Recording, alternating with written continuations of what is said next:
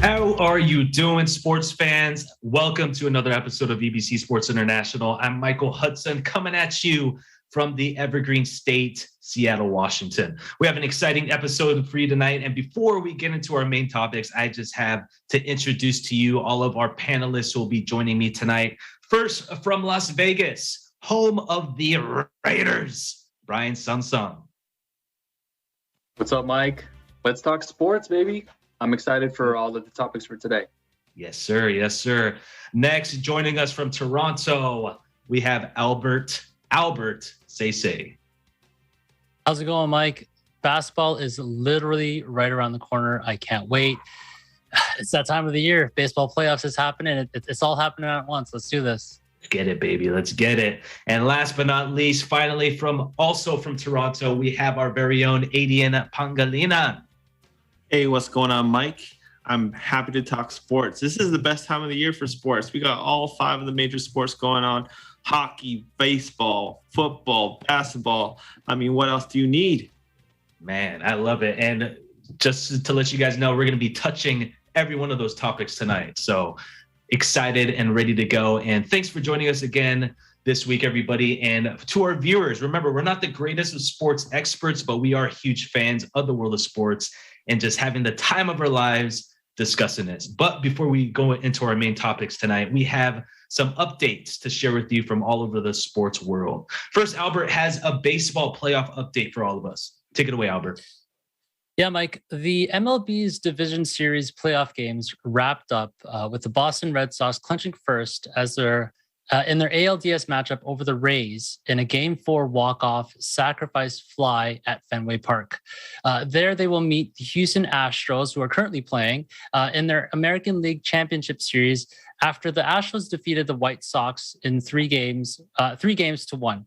The ALCS will feature 2 of the best offenses of baseball, as these 2 teams will match up for the 3rd time in the past 5 postseasons. One big question going into the series is Astros ace Lance McCullers Jr., who is currently dealing with an injury after his Game 4 injury against the White Sox. Now, in the other league, the defending World Series champs, the LA Dodgers, concluded their nail-biting 5-game series in a winner-take-all game against their NL West rivals, the San Francisco Giants. The Dodgers actually used reliever Corey Knebel as their opener before turning the ball over to their actual starter, Julio Urias. The Giants countered with a gem from Logan Webb, who pitched 7 innings and only allowed 1 run.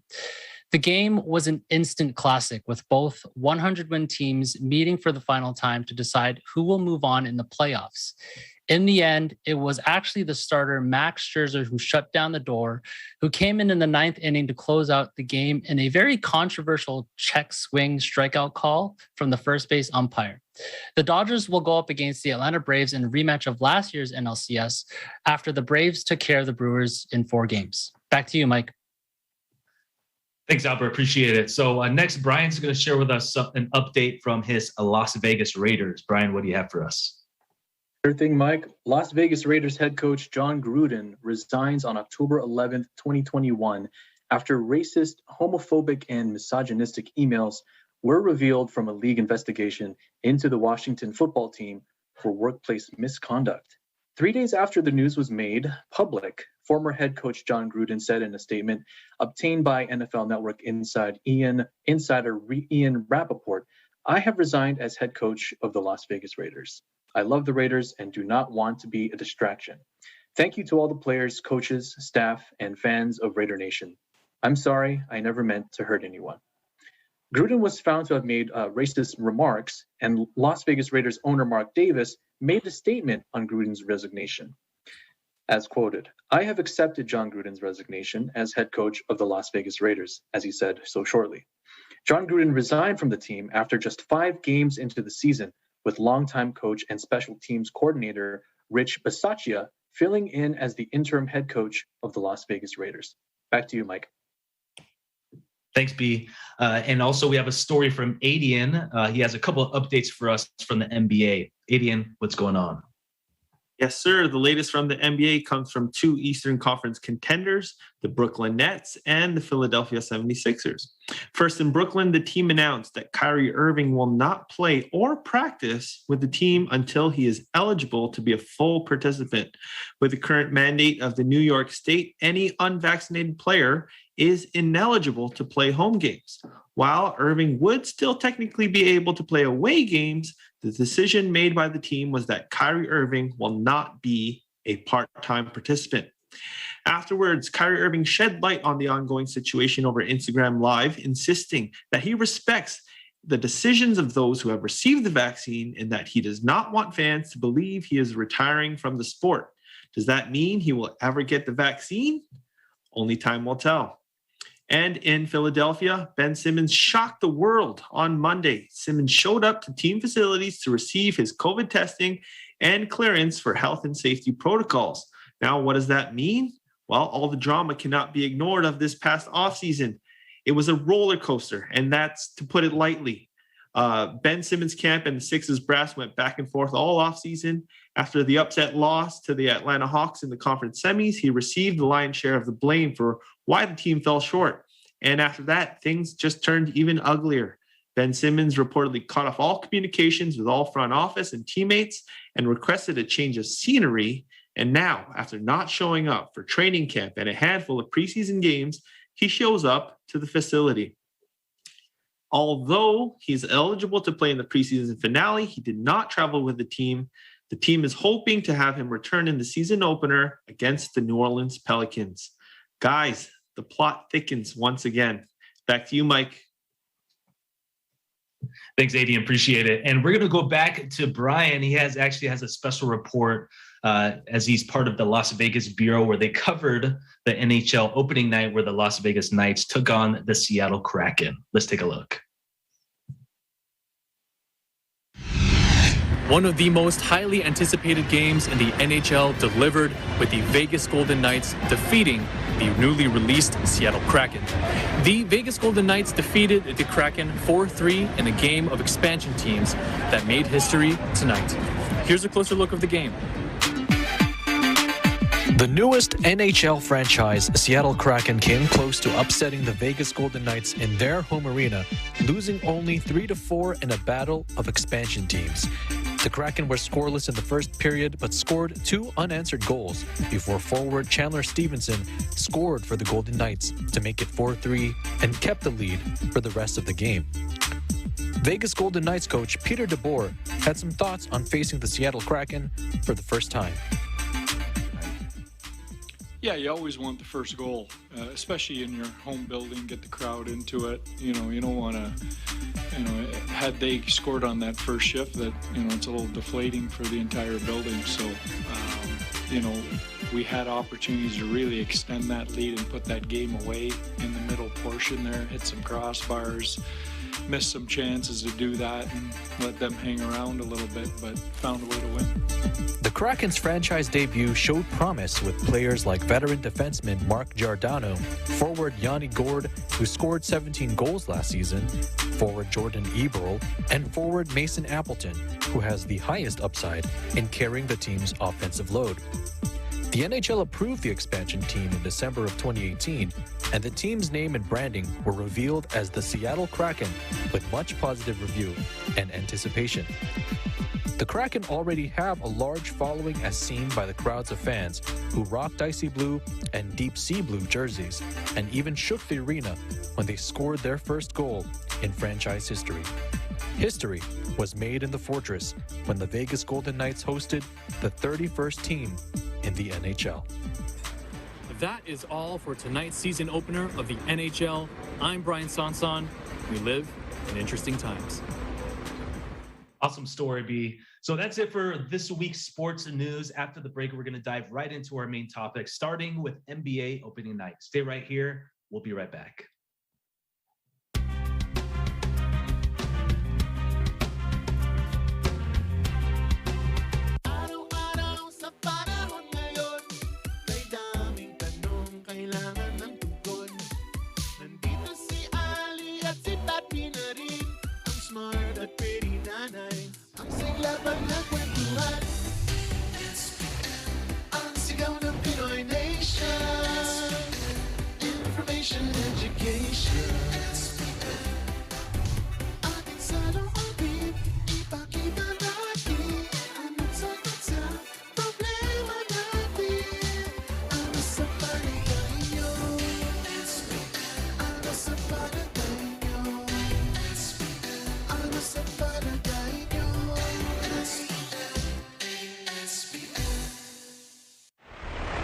Ano sa palagay nyo?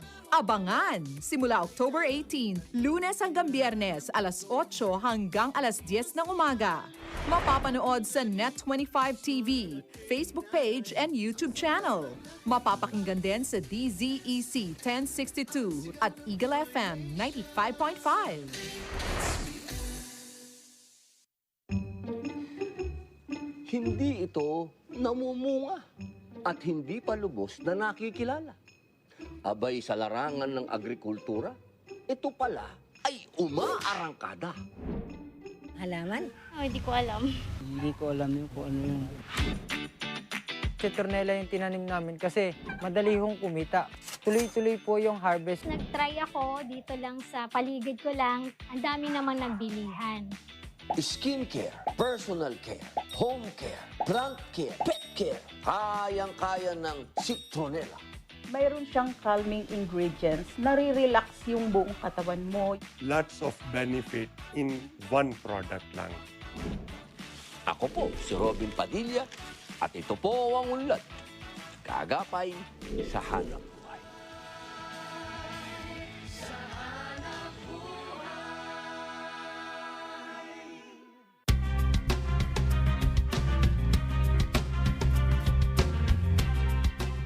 Hey, welcome everybody. Welcome back to EBC Sports International. Thanks for sticking with us. I'm Michael Hudson. So on Tuesday night, the NBA will be entering its inaugural 75th NBA season, starting with a doubleheader on opening night. The Nets visiting the defending champs Milwaukee Bucks, and the Golden State Warriors, led by Steph Curry, going to the Staples Center to take on LBJ and the Los Angeles Lakers. Adian, we're starting with you, buddy. First, how excited are you for another NBA season? And secondly, which game are you looking forward to the most on this doubleheader? Oh man, to answer your first question, it's truly exciting. I don't know if any of you have seen the promo for the 75th season in NBA Lane with all the old hoopers and all the current players, all the current stars. Beautiful commercial. We saw the portrait of Kobe Bryant and Devin Booker driving his car, looking over. That was beautiful. They're doing everything right this season. I'm looking forward to a matchup November 1st. It's going to be the Toronto Raptors and New York Knicks. 75 years ago on that date was the actual first game played by those two teams. Mind you, the Raptors were the Huskies at that time. But yeah, absolutely, this season is going to be a great one. A lot of young players to look forward to, and that's what I'm most excited about, to be honest. Now, to answer your question on opening night, we got two bangers, Nets versus Bucks and Warriors versus Lakers. If I'm going to have to watch one, it's going to be the Nets and the Bucks, because we just saw how close that series was in the Eastern Conference Finals. It was this close, literally this close, a Kevin Durant's length of toe close. It was an amazing series, one that went to Game 7, one that I'm sure Kevin Durant's going to want to avenge, because that is kind of going to be a mark on his career, a stain on his career, because he didn't get past that. But man, he went toe-to-toe with the best in that series. And if this is a preview of what's to come all season long, but also in perhaps 2022, the Eastern Conference Finals once again, hopefully they have Kyrie Irving back. Hopefully. That's going to be great news for all of us. Well, we're going to get deep into the Kyrie situation later in the show. But Brian, speaking of Kyrie Irving, it looks like Kyrie is more than likely going to be sitting out more than one game this season. So, how badly is this going to affect the Nets moving forward, especially in Game 1? Yeah, I don't know what to tell you, Mike, because I have no idea what's going on in Kyrie Irving's mind, and I don't think anyone on earth knows what's going on in his head. It's so funny because he thinks that he's the hero, which is kind of odd. And I don't want to get too political in things because this is not the right show for it. But man, it just makes you just scratch your head like, shoot, this guy is one of the most talented players to ever pick up a basketball. But at the same time, he is cuckoo for Cocoa Puffs, just to say it straight. But with players like Kyrie Irving just doing this kind of thing to his team, you have to think that not only is it going to affect their championship hopes, but it's already doing it right now while it's planting the seed of, I guess you can say, a lack of leadership with someone like Kyrie Irving, and just miscommunication on the part of the team, where players are going to that team, veterans like Paul Millsap, for example.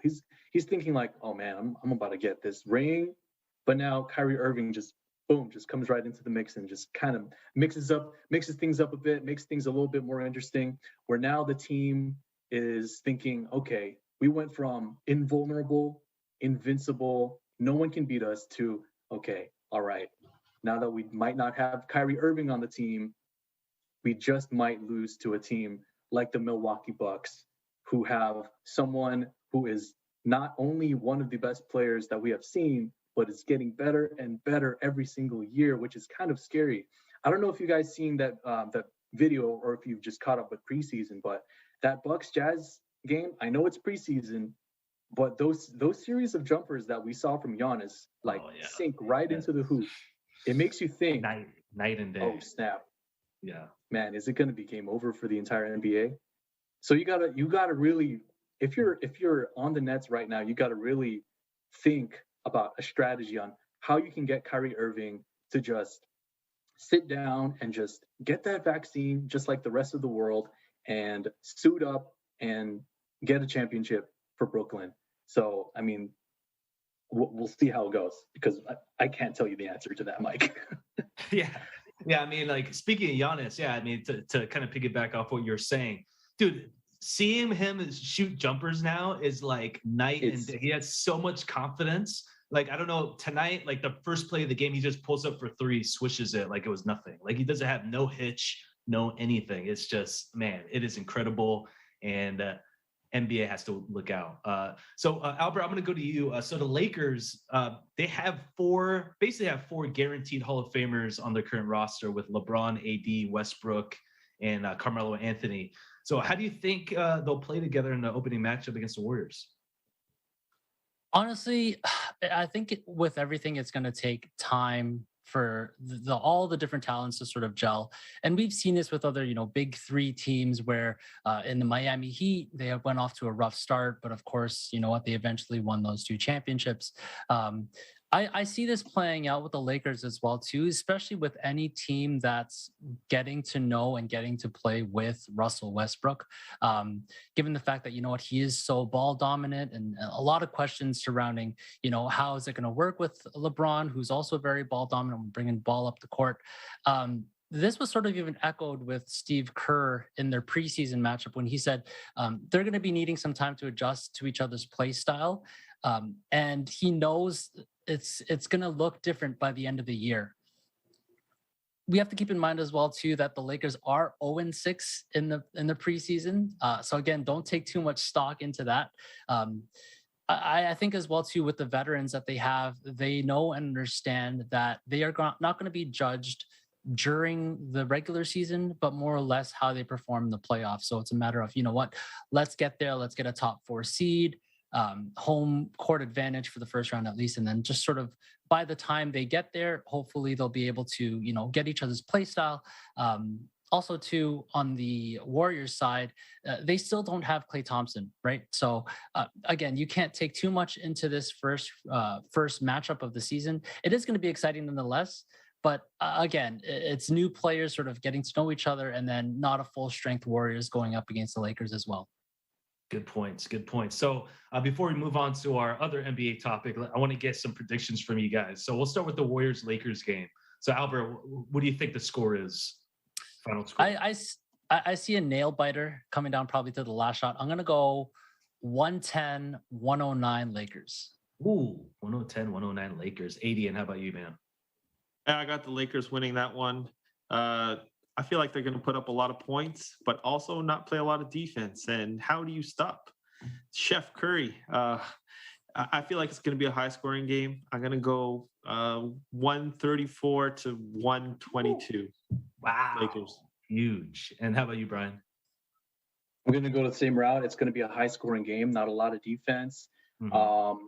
it's going to be a nail biter, and it's going to be sent into OT. So it's going to be even higher than that. It's going to go 130 to 132. Lakers win it. Wow, Lakers across the board. Well, I'm going to go against the grain and have the Warriors. I have Warriors 126, 120 with the upset, game one. And how about Brooklyn? We'll start with Brooklyn against the Bucks. Brian, how about you, man? What's your take on that? Ooh, okay. All right. When you take into account all of these players, I mean, come on, look at the Nets. I mean, how are you going to stop that offense? There's no way you can. But how are the Nets going to stop the other team? They're just going to hope that they score more points than them. So I think it's going to be another high-scoring game. I'm going to say, especially as a season opener, I'm going to say 115 to 110 Bucks. How about you, Adian? Yeah, I think I see it the opposite way. We saw in the playoffs, they were slugging it out, and both teams were struggling to find offense. I don't see a lot of points being scored just because the defense is so good for both teams. I do see the Milwaukee Bucks pulling it out. How can you lose on ring ceremony night? Come on, you got to win. So I'm going to say 98-95 Milwaukee Bucks. Okay, I'm with you. Or actually, no, I'm not with you. I have the Nets. I have the Nets winning, but reverse score. And how about you, Albert? I sort of agree with Adian, but I unfortunately have to remind him that our Raptors lost the ring ceremony game against the Pelicans. But I have Brooklyn winning 111-105. I don't see KD losing, especially after things ended off in the playoffs last year. Gotcha. Well, hey, it's safe to say all of us are super excited, and we'll be sure to give you guys the updates as they come throughout the season. So in inauguration of the 75th season of the NBA, many news outlets, specifically the Sporting News, released their top 75 players in NBA history. And it's no surprise, Michael Jordan's number one and LeBron James is at number two. Brian, share with us some of your thoughts on that top 75 list that was just released. Well, Mike, I'm just going to start with the top 10 because that's where the list gets the spiciest. Number one, I mean, I don't think anyone can argue with that. Number one and number two with His Airness and LeBron. But with the other placements, it's a little bit interesting that we have players like Shaq at number 5. I mean, I can see why they placed him so high up as the fifth best player in NBA history, simply because of his dominance. But I mean, I know that this list was made from different analysts, and who am I to judge? But everyone has their own opinion. I would see Shaq going just a little bit lower down the list. I would like to see that, and then I'd have Magic just above Shaq, simply just off of accolades too, because at the very least, Magic is the greatest Laker of all time, and I would place him above Shaq simply off of his the number of championships that he has, that he won with the team that he had. So, I mean, I do like the list. But there's just a few nitpicks here and there, and obviously everyone has their own list. But I do like it. I'm not mad at it. Gotcha. So we only have a couple minutes left, but Albert, how about you share your thoughts on the list? Was there anybody specifically you thought shouldn't have been on the list, or should have been on the list? I got a couple that should have definitely been on the list. So I got 4. I had to do a little bit of research as to where they were. I was looking for them. So Dennis Rodman wasn't on the top 75. Someone who, how can you not include such a guy who was such a big role in the Bulls dynasty with his 5 rings and, even with his defense? Another one, Yao Ming, even though, he never won on the biggest level, the biggest stage, but his impact on basketball and even on China, he was an 8-time All-Star. Surprisingly, Chris Bosh was not on that list either. Recently inducted Hall of Famer, 2-time champ, 11-time All-Star. And then also the fourth one that I didn't see on that 75 list was Manu Ginobili. Again, another huge piece in the Spurs dynasty, 4-time champ. Whoever made this list, you know, they had to cut some players to get even some of these 4 that I mentioned in. Man, oh man. Yeah, you're right. There's always going to be those snubs. And how about you, Adian? Same question. Anybody you thought should have been on the list or should have not been on the list? Yeah, I'll try to be quick. In the spirit of not coming off as a hater, I'm going to say I was surprised to see names like Vince Carter so high. Derrick Rose, who, you know, while he was great in his 2-3 year season stretch, there's no way he's had a better career than, say, a Manu Ginobili or a Dennis Rodman. Pete Maravich is a guy who didn't have very many playoff wins, never won an NBA final, and he's above guys like Tony Parker. And my biggest surprise, Tim Duncan is not in the top 10. Come on now. He's not over Shaq. He's not over Kobe Bryant. He's got 5 rings. Come on, man. What number was Tim at again? Number 11. What's going on? Oh, he's right on the cusp, you know. He's right there. No, it's not enough. If you're not a top 10, then that means something, right? The 10 is the big number here. Yeah. Well, you know, people. That's why you know, different outlets come out with their different lists. So maybe the other list that come out, Tim, will be top 10. So we'll see. But hey, thanks for your takes, everybody. We're going to take a quick break, and when we come back, we're going to the NFL scene after these messages. We'll be right back.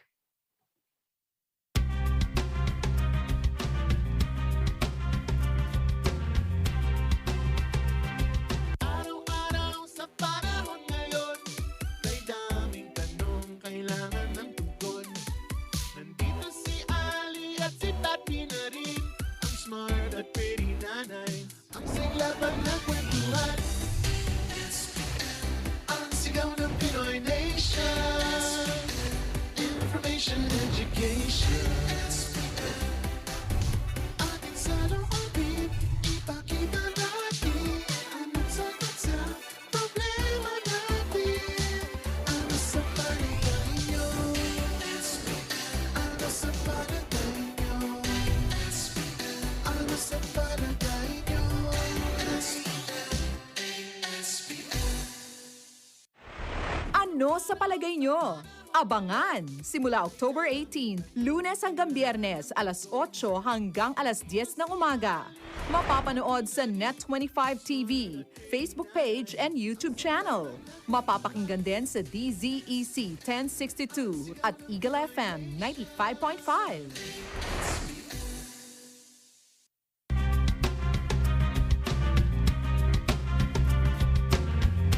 Hey, welcome back, sports fans. This is EBC Sports International. So week 5 of the NFL season has commenced.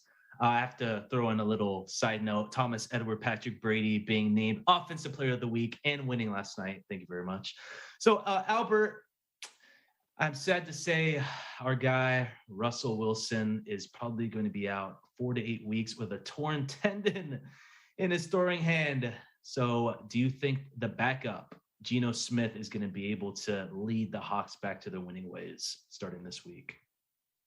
I touched on this a little bit last week. They actually placed Wilson on the IL, so he's out till at least week 10, which is unfortunate. The stretch that Geno Smith actually came in, he looked competent. He was able to throw actually a touchdown to DK in the corner. He threw for 131 yards, going 10 for 17. But ultimately, in the end, he threw that pick and the game was over. So he did have a chance to win it.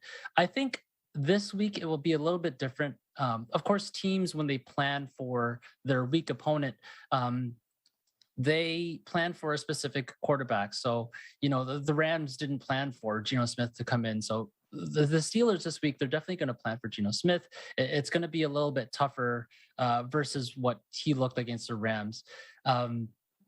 One thing to note is that Blake Bortles actually worked out for the Seahawks, so maybe coming in as a backup in case something happens.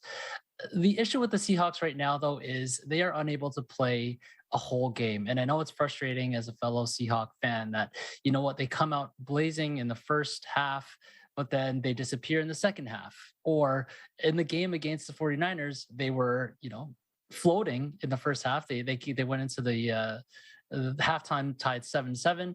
and then finally exploded in the second half and won that game. So it's tough to know what the identity of these Seahawks are.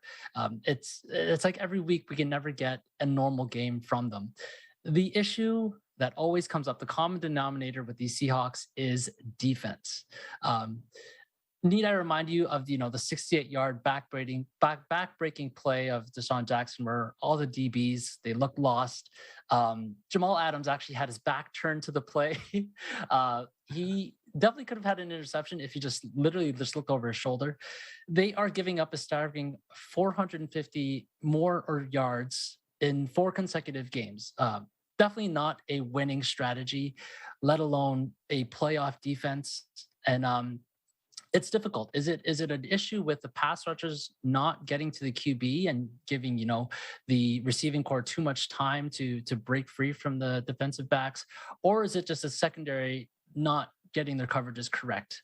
A lot of questions going to this week, going into the season now that Russell Wilson's out. Those are just my thoughts coming from a frustrated Seahawks fan. Oh man, let's change the subject quick before we start crying on the show. So Brian, as you stated earlier, Coach Gruden got canned and is no longer the head coach for the Raiders. So do you think they'll be able to bounce back after this significant loss? Honestly, Mike, I think so. They're due for a win. Their record really doesn't show how talented that they can be. The record shows worse than what they really are as a team.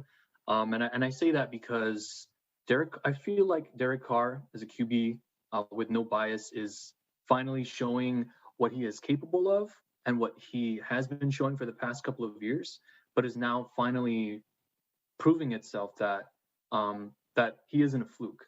And I think that he is one of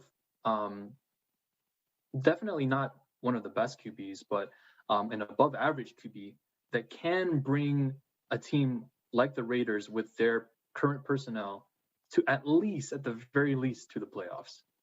And I think that they are due for a win against a struggling team like the Broncos.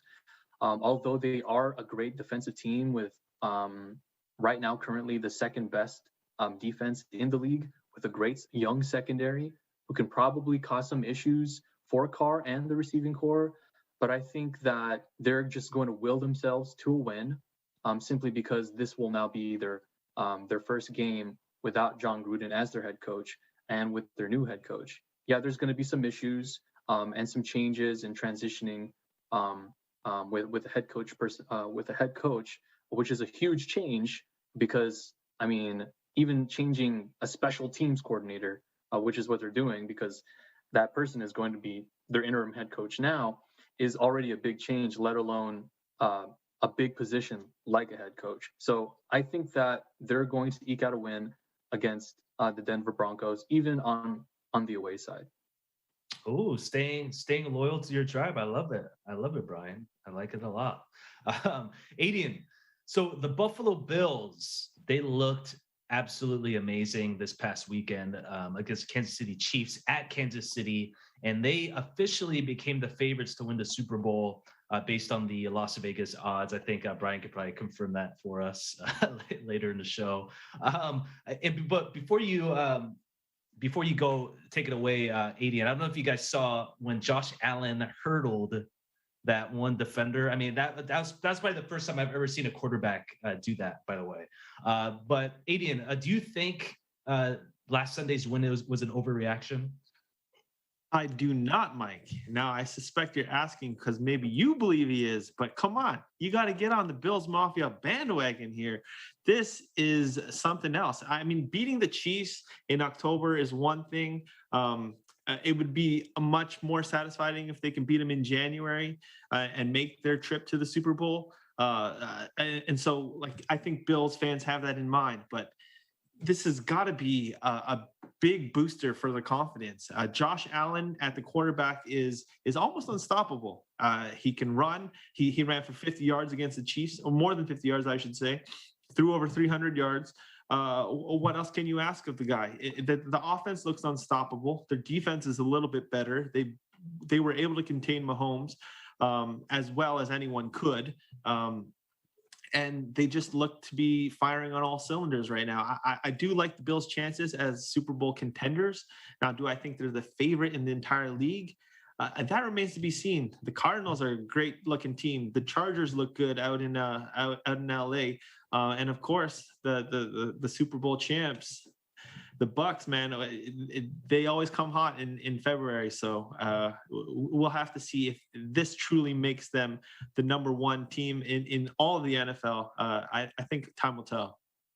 Absolutely. So going into Week 6, are there any games in particular you guys are looking forward to seeing? So, Aiden, we'll start with you. Is there a game that stands out this coming week that you're looking forward to seeing? I mean, how can it not be the Baltimore Ravens? Oh, they have drama every single week. It's like Monday Night Football. They have a huge comeback. If it's not that, then they have record-breaking field goals. And if it's not that, it's just Lamar Jackson being the most electrifying player in all of the NFL. He's must-watch television every single time. Absolutely. How about you, Albert? Any games in particular you're looking forward to seeing? Aiden took mine. It was definitely going to be the Chargers and Ravens because, both matchups last week were insane, both coming in from big comebacks on both sides.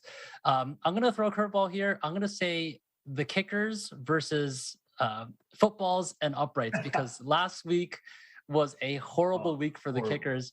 So my favorite matchup this week is the Kickers versus the uprights. Just throwing some stats out there. 13 missed extra point attempts. 26 missed kicks in total. The brutal one, of course, Mason Crosby and the Green Bay Packers going back and forth against the Bengals, missing kicks left and right to win the game until finally Mason Crosby was able to hit the game winner. And even in that Colts Ravens game, Rodrigo Blankenship missing that 47-yarder as well too. So that's my matchup for next week: Kickers versus the uprights. Man, those are two good ones. For me, I'm looking forward to seeing the Cardinals against the Browns. I just got word that the head coach for the Cardinals got COVID, so you won't be able to coach. And I think like their quarterback's coach and then a defensive tackle is out for Sunday. So that we'll see if their undefeated streak ends on Sunday. Brian, how about you? Any games you're looking forward to seeing on this coming weekend? Yeah, no, I have to agree with you, Mike. Aside from the Chargers and the Ravens, I have to say the Cardinals-Browns is going to be a great matchup. Like you said, the head coach for the Cardinals is going to be out, but thankfully no one else got tested positives on the Cardinals. So now they have Hopkins active. Kyler Murray is still going to be playing. But the Browns are going to be they're going to be at home, but they have some injuries. They're going to be without the best running back duo in the league, and Nick Chubb and Kareem Hunt. So both of them are going to be injured. And I can see the Cardinals eking out yet another win, making them 6-0. So that's going to be a matchup to see. Well, we'll see what happens. And like, as always, we will update you guys week by week as the NFL season continues. So we're going to do a little 180 here and enter the boxing ring where Tyson Fury defeated Deontay Wilder via knockout in the 11th round this past weekend in Fury versus Wilder Part 3 in Vegas. Brian, were you shocked to see Fury win this matchup?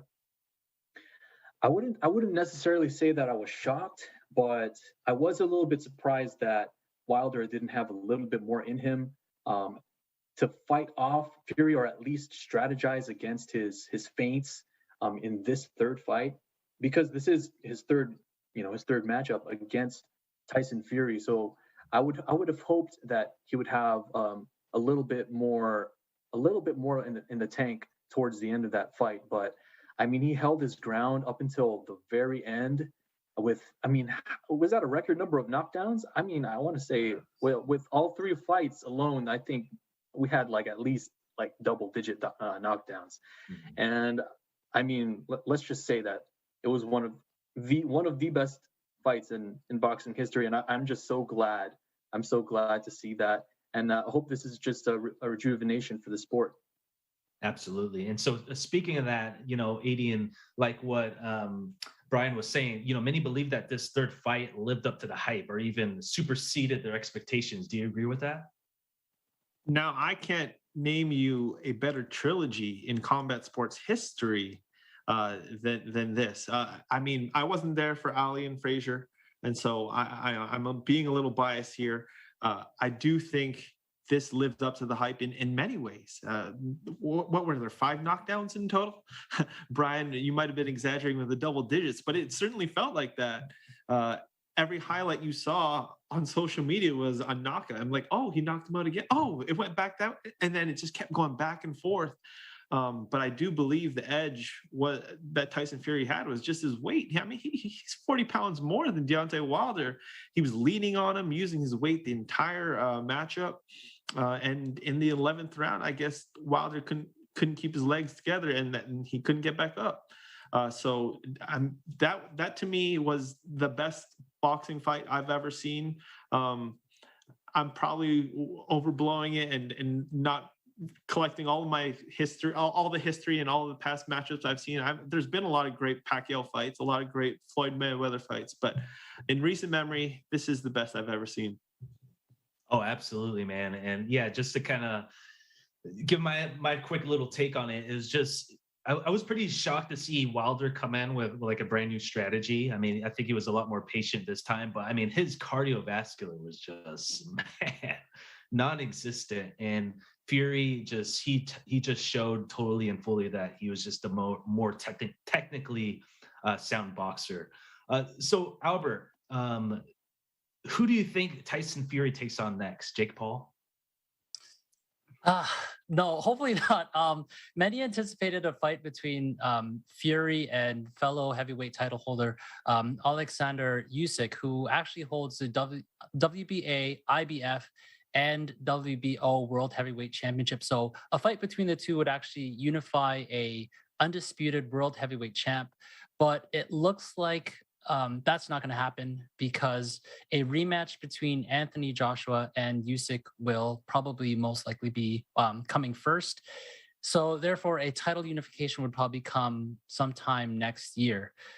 Hopefully, no more Jake Paul fights. If anything, it's been rumored a fight with Tommy Fury, who is actually Tyson Fury's half-brother. This will actually be a real test for Jake Paul because Tyson Fury is actually a legitimate boxer versus the other guys that he's been facing in this past 3 fights. Yeah, man. Well, it's I think this fight definitely put the sport back on the map, and I'm really excited to see what lies ahead. But hey, awesome takes, everybody. We're going to take a quick break, and when we come back, we're going to be discussing both Ben Simmons and Kyrie Irving's ordeals. Don't go anywhere. We'll be right back.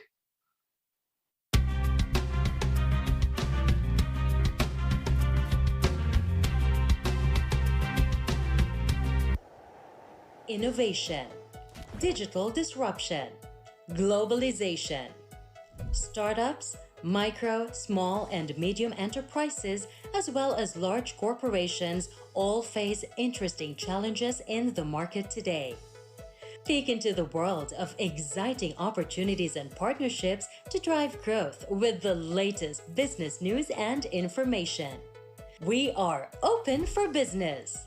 Your weekly dose of entrepreneurial inspiration to update you on the latest developments in the world of business.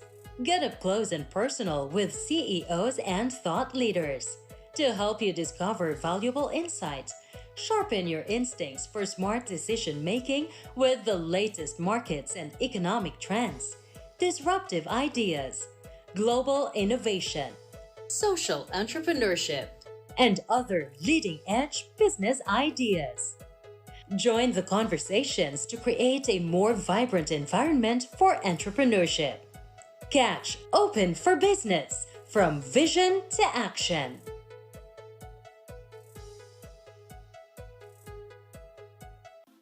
Factual. We have to defeat the virus everywhere.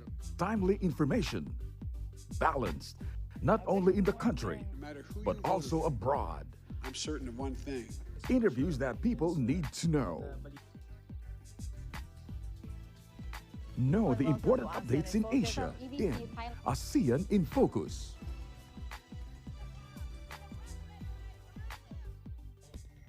Track the latest stories in the provinces in Aguila Provincia. Tune into Mata ng Agila, the evening primetime news program of Net25. Balanced and objective, Mata ng Agila covers national and international issues, tackles news on business, health, science, and technology, entertainment, sports and human interest features, and current events. And Eagle News International delivers the latest global reports, impartial, accessible, and up-to-date. It brings to fore EBC's rich international scope and access to valuable information streams. Well, thank you to thank our help outdoor. Catch these programs on Net25. You can also watch our news programs through eaglenews.ph and Eagle News Facebook page and YouTube channel.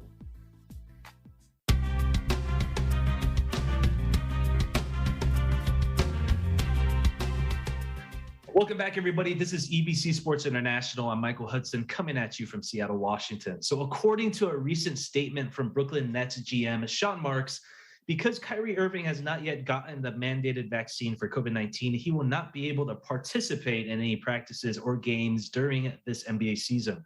Just hours away, Ben Simmons, who has been having a back and forth with the 76ers organization, has reportedly reported back to camp to rejoin his team. So we have some pretty deep topics, everybody, and but we'll tread lightly. So Aiden, Kyrie's situation, do you think something else is going on behind closed doors that we don't know about?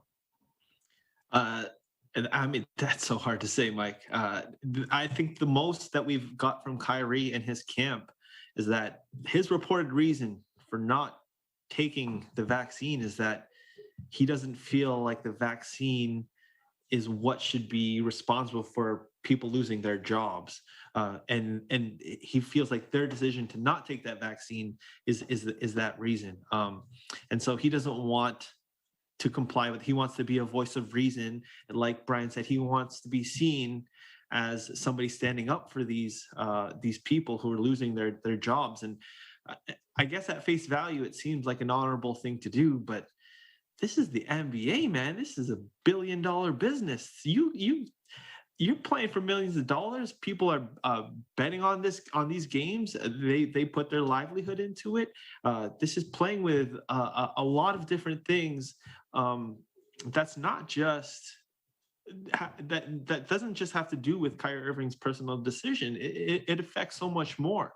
Now, what do the Nets do? Do they consider trading him?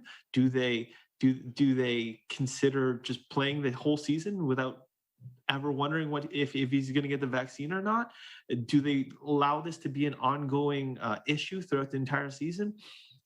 All of these questions remain to be answered, and I think it's an interesting thing, an interesting wrench to throw into the middle of the Brooklyn Nets season. Who, let's be honest, they want to be championship contenders. Do I think they could still win without Kyrie though? It's very possible, don't you think? Oh, absolutely. I think so. I mean, the Nets are still pretty stagnant. I think at this point they're ready to move on, obviously, and they're starting to focus on their path to winning the championship. But I mean, it's a sticky situation. I mean, looking at Kyrie's past, I mean, this guy is definitely from another planet. I mean, he literally thinks our planet is flat. But I mean, more power to him for standing his ground. But at the end of the day, he has to realize that he has a contract and he has an obligation to perform. And if he doesn't, then you got to kick rocks. But Albert, going to Ben Simmons this time, he's returning is a positive sign for Philly for now. But given after all that's happened, after all the back and forth, after all the negative things in the media, how awkward on a scale of 1 to 10 is it going to be when he walks into that locker room? I say like a 10 times 10 or like something like that. It's going to be unbelievably awkward.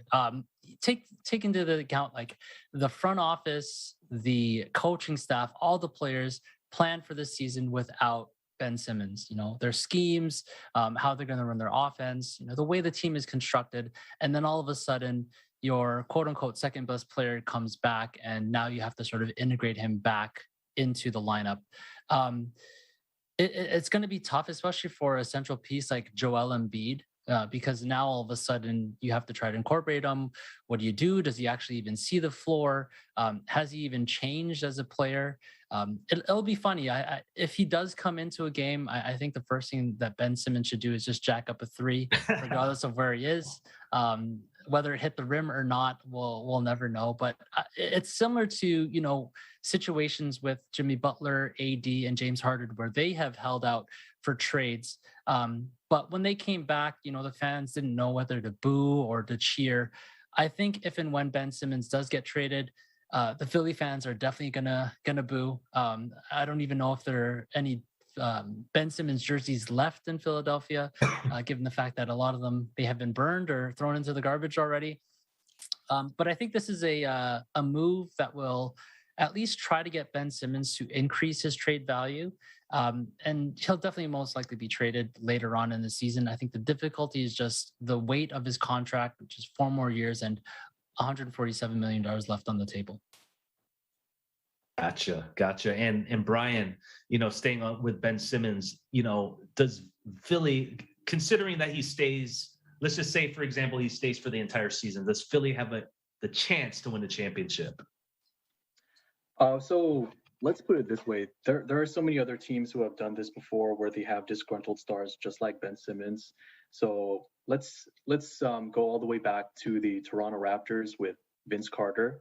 So Vince Carter was that same disgruntled player just like Ben Simmons, not to the same extent, but he wanted out.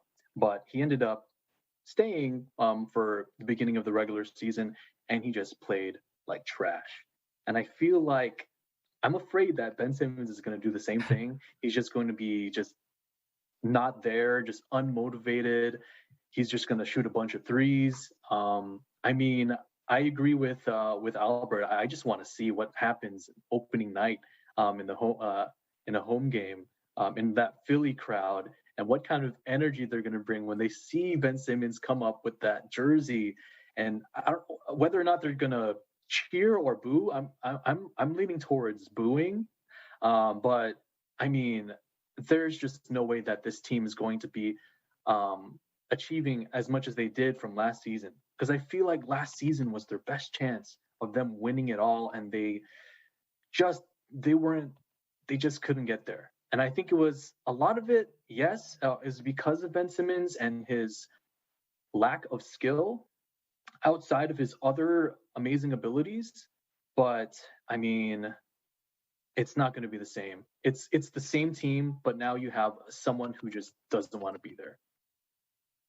Yeah, it's definitely going to be an awkward situation. So we'll see what happens, because this week, NBA opening night, baby. So with that being said, we can't close out our show without our question of the week. So former NBA guard J.R. Smith played in a college golf tournament this past week and was literally stung by hornets after stepping on the hornet's nest, which is pretty embarrassing. So speaking of embarrassing moments, I wanted to ask all of you to share with us your most embarrassing sports moment. So I'll go first. I was a junior in high school playing basketball. I was going up for a layup, and this dude just came out of nowhere and blocked it so hard, and it flew into the 4th row. And I remember seeing my girlfriend at the time right there seeing it all, and I was just, man, I got subbed out right away, and it was so embarrassing. So, but how about you guys? Albert, how about you, man?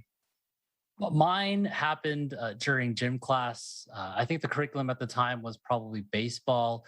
And we all know, playing in the outfield, especially outside during gym, you lose the ball in the sun. So I was tracking a ball, lost it, deflected off my glove and actually hit my nose, and I had to step out because I had a bloody nose. So definitely embarrassing. You know what? We've all been there in terms of embarrassing stories in sports. So.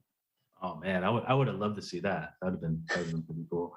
How about you, Adian? Mine was a whole misunderstanding of the rules. We were playing basketball, and I didn't know in FIBA rules that if any player can call a timeout. So I dove for a loose ball. I got it, and I'm like, timeout. And the ref was like, you don't have timeouts. And it was a crucial play. We lost the ball because I turned it over, and it was dumb on my part.